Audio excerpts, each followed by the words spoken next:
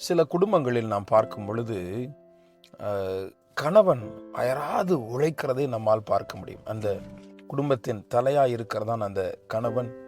அந்த குடும்பத்திற்கு தேவையான காரியங்களை செய்ய வேண்டும் என்பதற்காக, குடும்பத்திற்கு சம்பாதிக்க வேண்டும் என்பதற்காக, குடும்பத்திற்கு தேவையான பொருட்களை வாங்குவதற்கு பணம் வேண்டும் என்பதற்காக, இப்படி பல்வேறு காரியங்களுக்காக அயராது உழைக்கிறதை நம்மால் பார்க்க முடியும். ஆனால் அதே வேளையிலே அந்த குடும்பத்தில் இருக்கிறதான மனைவியோ அவள் கணவனுக்கு ஒத்துழைக்காதபடிக்கு, கணவனோடு கூட இணைந்து செயல்படாதபடிக்கு ஏனோதானம் என்று வாழ்வதை நம்மால் பார்க்க முடியும். சோம்பேறியாக வீட்டில் தான் செய்ய வேண்டியத காரியத்தை செய்வதையே ஏதோ ஒரு பெரிய பொறுப்பை நிறைவேற்றுவதாக காண்பித்து கொண்டு பல நேரங்களில் இந்த மனைவிகள் வாழ்வதை நம்மால் பார்க்க முடியும். இதனால் என்ன நடக்கிறது?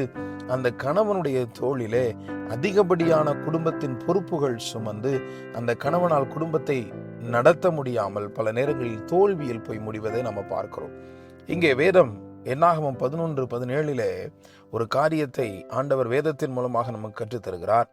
அவர் சொல்லுகிறார், நீ ஒருவன் மாத்திரம் ஜனங்களின் பாரத்தை சுமக்காமல் உன்னோடே கூட அவர்களும் அதை சுமப்பதற்காக என்று சொல்லி ஆண்டவர் சொல்லுகிறார். பிரியமான தேவனுடைய பிள்ளைகளே, ஒரு தேசத்திற்கு ஒரு ஆண்டவர் அழைத்து வந்ததான பிள்ளைகளுக்கு அவர்களை நடத்துவதற்கான பொறுப்பையே ஆண்டவர் இப்படி தலைமைத்துவத்தின் கீழே பிரித்து கொடுப்பாரானால், ஒரு குடும்பத்திற்குள்ளே கணவனும் மனைவியும் அந்த குடும்பத்தின் பாரத்தை அவர்கள் பகிர்ந்து கொள்ளவில்லை என்றால் அந்த குடும்பத்தை சமாதானமாக கணவனால் நடத்த முடியாது.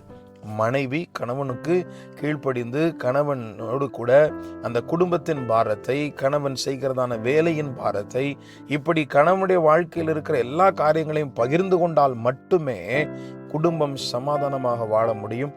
அவர்கள் இருவரும் நீடித்தும் வாழ்வார்கள். ஆகவே பாரத்தை பகிர்ந்து கொள்வோம். ஆமென்.